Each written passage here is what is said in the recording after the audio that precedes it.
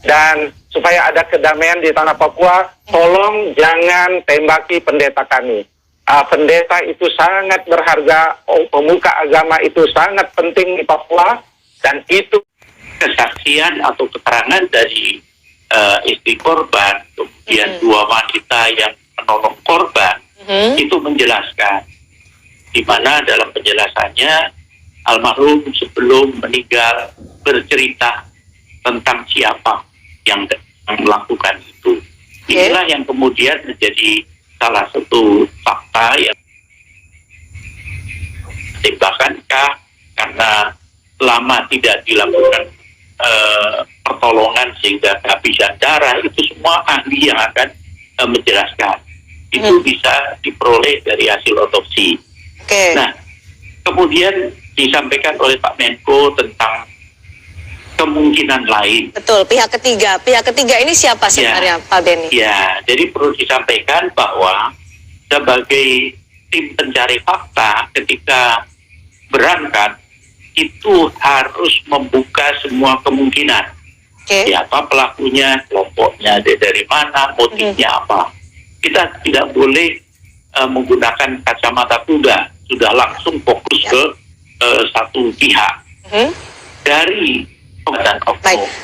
Sekali lagi ini perlu diuji, perlu ditindaklanjuti dengan proses penyelidikan pro-justisia. Betul. Pak Benny, dari hasil fakta-fakta yang dikumpulkan oleh TGPF kan disebutkan pada penembakan pertama yang menewaskan personel TNI menduga dilakukan oleh kelompok kriminal bersenjata, disebutkan dengan jelas dari hasil pencarian fakta oleh tim TGPF. Kemudian di penembakan kedua yang menewaskan atau pendeta Yeremia menjadi korban, kenapa diduga ada keterlibatan aparat dan keterlibatan pihak ketiga? Kenapa sampai disebut pihak ketiga? Sementara kalau KKB disebut KKB, dugaan aparat disebut dugaan aparat, tapi pihak ketiga ini sampai disebut pihak ketiga, tidak secara jelas apakah KKB atau pihak lain. Jadi sebenarnya dari mana pihak ketiga ini? Ya, perlu saya jelaskan bahwa penembakan terhadap aparat, terkasahlan dan sebagainya itu justru sudah diakui oleh pelakunya sendiri. Dia yang mengambil senjatanya dan sebagainya. Jadi terkonfirmasi oleh pihak yang melakukan. Tetapi sementara untuk yang kasus pendeta Yeremia, saksi mata peristiwa itu tidak ada. Yang ada adalah saksi yang menemui korban pasca peristiwa. Ini harus menjadi catatan tersendiri sehingga kita hati-hati, tidak sembarangan untuk nanti langsung sebut nama. Kemudian yang kedua tadi masalah visum et repertum yang sementara ini dalam proses.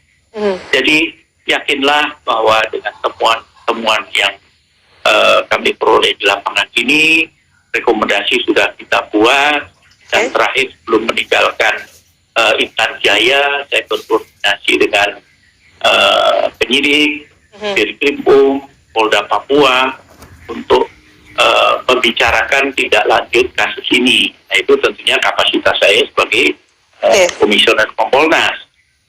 Nanti kita memantau terus dan memastikan proses penyidikan berjalan. Pak Benny, jadi pihak ketiga ini di luar KKB, di luar aparat ya berarti kalau hasil rekomendasi atau hasil temuan dari TGPF ini? Ya, itu istilah yang disampaikan, tetapi pada intinya kita membuka ruang seluas-luasnya segala kemungkinan. Memang kami kalau turun ke lapangan harus berpikir seperti itu. Kalau sudah langsung pakai kacamata kuda, maka hasilnya malah justru tidak akan objektif. Terkait juga dengan dugaan keterlibatan aparat, apakah sudah dikonfirmasi, meminta keterangan dari petinggi polisi dan TNI di Papua? Dalam konteks ini, kami menemui beberapa pihak, termasuk dari aparat TNI, karena tim kami juga di dalamnya ada Danpuspom TNI. Nah, masing-masing kita bagi tugas untuk pendalaman dan pengumpulan data ke instansi terkait. Jadi dari situ kita memperkaya hasil.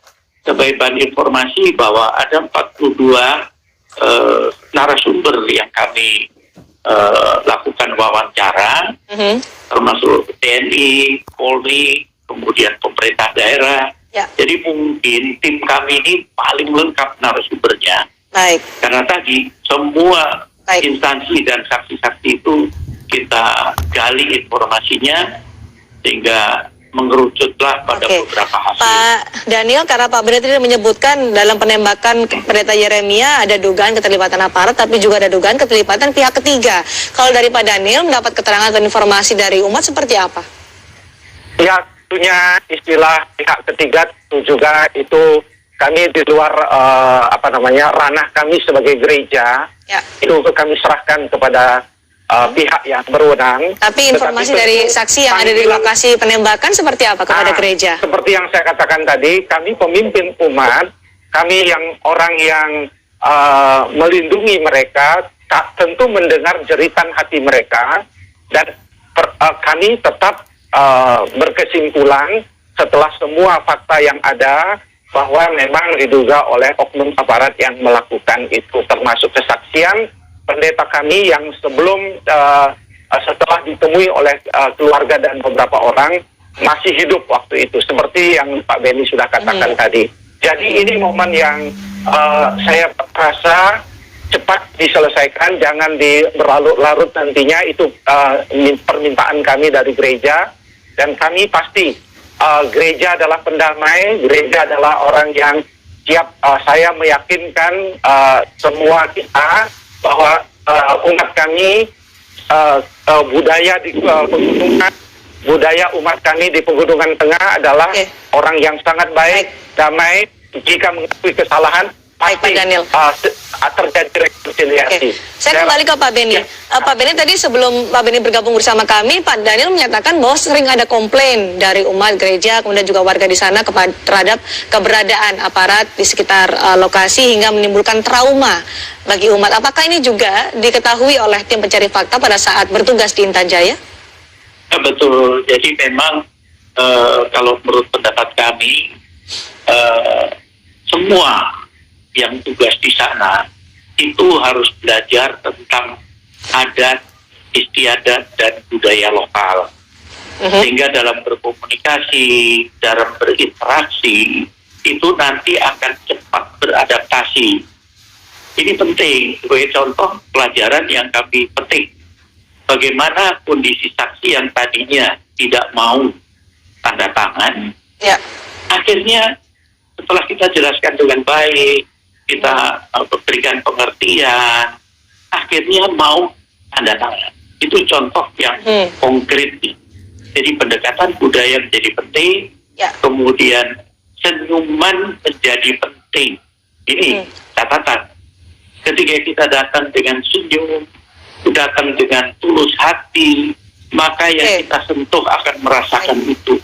Baik, karena kan ini sampai menimbulkan trauma dari disebut oleh Pak Daniel, bahkan ada permintaan kalau komando dari pusat sampailah sesuai dengan apa yang dikomandokan dari pusat hingga ke lapangan, jangan sampai menimbulkan ancaman atau ini bahasanya ancaman atau trauma, karena ada trauma dari masyarakat di sana terhadap keberadaan aparat di Intan Jaya di sekitar lokasi kejadian itu. Apakah yang kemudian ini menjadi evaluasi dari tim pencari fakta direkomendasikan kepada TNI? Betul, jadi temuan kami semua sudah kami rangkum, keluhan masyarakat, masukan dari masyarakat sudah kami rangkum, dan itu menjadi salah satu bagian dari rekomendasi bahwa ke depan ketika ada penugasan-penugasan itu para anggota perlu dibekali. Oke, tim pencari fakta apakah melihat ada yang salah dari bagaimana cara aparat TNI berkomunikasi dengan warga di sana selain soal adat, soal pemahaman budaya? Karena kalau kita bicara hasilnya adalah trauma, pasti ada sesuatu yang sangat penting untuk dievaluasi atau dibenahi secara segera. Iya, jadi yang kami temukan karena daerah sana daerah yang banyak terjadi penyerangan bersenjata. Kami lihat bagaimana kondisi anggota di lapangan yang setiap saat terancam nyawanya. Karena dia ada di jalan, misalkan sedang berjalan, naik mobil, naik motor, sementara yang menembak itu tersembunyi. Itu menimbulkan stres tersendiri. Baik. Kemudian temennya yang jadi korban, di mukanya sampai dibacok dan sebagainya.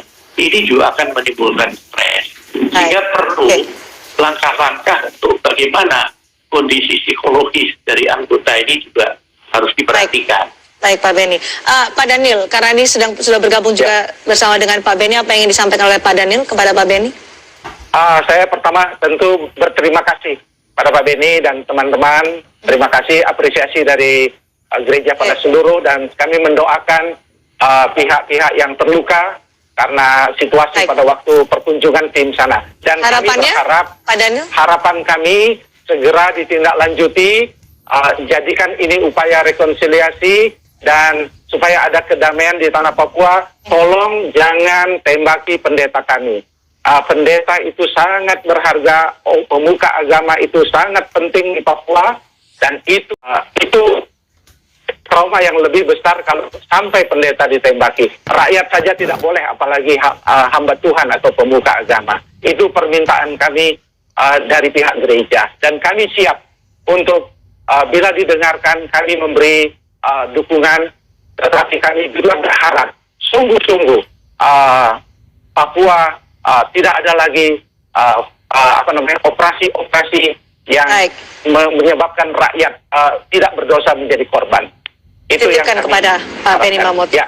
Baik, terima kasih Pak Daniel Ronda. Terima kasih juga Pak Beni Mamoto telah bergabung bersama kami membicarakan soal sejauh apa sebenarnya keterlibatan atau dugaan keterlibatan aparat dalam penembakan pendeta Yeremia saat ini masih terus perlu dikonfirmasi dan dilemparkan kepada pihak berwajib terkait dengan temuan dari tim TGPF. Terima kasih Pak Beni, terima kasih Pak Daniel.